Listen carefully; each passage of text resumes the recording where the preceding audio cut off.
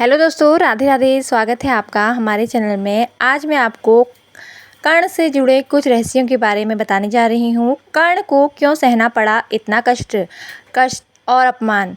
कर्ण के पूर्व जन्म का रहस्य। तो जानकारी को पूरा अवश्य सुनिएगा। पूर्व जन्म से जुड़ा है कर्ण की मृत्यु का रहस्य।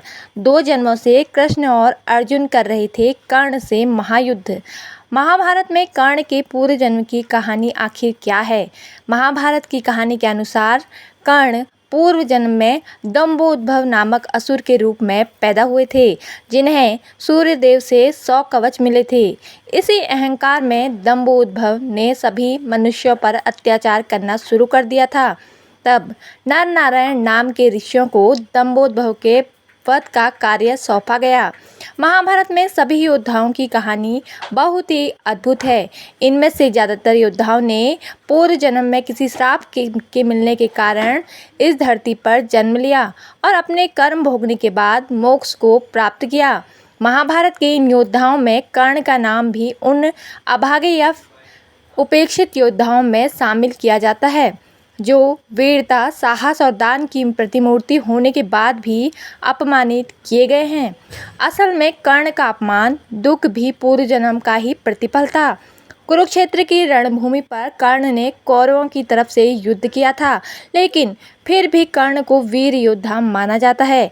महाभारत और कई पौराणिक कहानियों के अनुसार स्वयं कृष्ण ने भी कर्ण के पराक्रम की सराहना की। महाभारत के महान योद्धाओं कर्ण ने पूर्व जन्म में दंभोद्भव नामक असुर के रूप में जन्म लिया था, जिसे 100 कुंडल कवच सूर्यदेव ने दिए थे। दंभोद्भव असुर का सूर्यदेव ने वरदान दिया था कि जो भी इन कुंडल कवच को तोड़ेगा उसकी मृत्यु हो जाएगी। साथ ही जो मनुष्य 1000 साल तक तपस्या करेगा वो 1000 वर्ष की तपस्या के बल से एक कवच तोड़ पाएगा।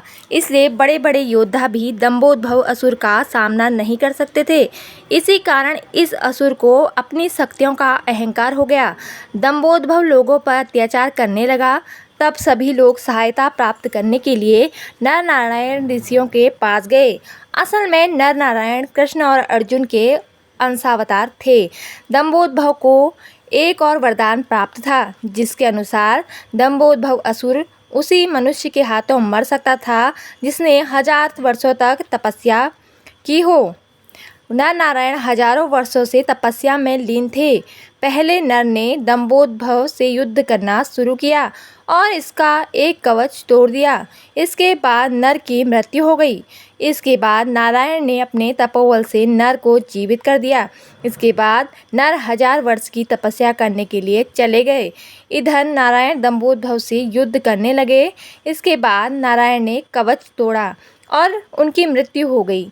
तब नर ने उन्हें जीवित कर दिया। इस तरह नर नारायण बारी बारी से दंभोद्भव से युद्ध करते रहे और फिर मृत्यु को प्राप्त कर लेते हैं, लेकिन दोनों एक दूसरे को जिंदा करते हैं। इस तरह यही क्रम चलता रहा और दंभोद्भव असुर के 99 कवच टूट गए। जब दंभोद्भव के 99 कवच टूट गए तो दंभोद्भव बुरी तरह से डर गया और अपने बचाव के लिए सूर्यदेव की शरण में भी भाग गया। सूर्यदेव ने दंभोद्भव को कवच दिए थे, इसलिए उनकी रक्षा करने के लिए सूर्यदेव ने दंभोद्भव की सहायता की। नर नारायण सूर्यदेव के पास पहुँचे और दंभोद्भव को ललकारने लगे, लेकिन सूर्यदेव ने दंभोद्भव को छुपाए रखा। तब नर और नारायण सूर्यदेव से भी नाराज हो गए और उन्होंने कहा कि हे सूर्यदेव, आप अपने पुत्र की तरह दंभोद्भव को अपने पीछे छुपा रहे हैं, इसलिए अगले जन्म में आपके तेज से दंभोद्भव का जन्म आपके पुत्र के रूप में ही होगा और कवच होकर भी दंभोद्भव नहीं बच पाएगा।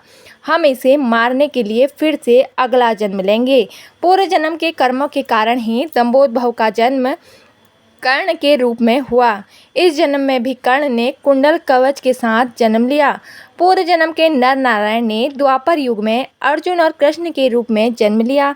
श्री कृष्ण कर्ण की मृत्यु के रहस्य को जानते थे, इसलिए उन्होंने इंद्रदेव को एक ऋषि का वेश बनाकर कर्ण के गंगा स्नान के तुरंत बाद उसके सामने जाने के लिए कहा। इंद्रदेव ने ऐसा ही किया और दानवीर कर्ण ने कुंडल और कवच दान के रूप में मांग लिए। इस तरह कुंडल कवच चले जाने पर कर्ण की शक्तियां भी आधी रह गई और उसे मार पाना आसान हो गया।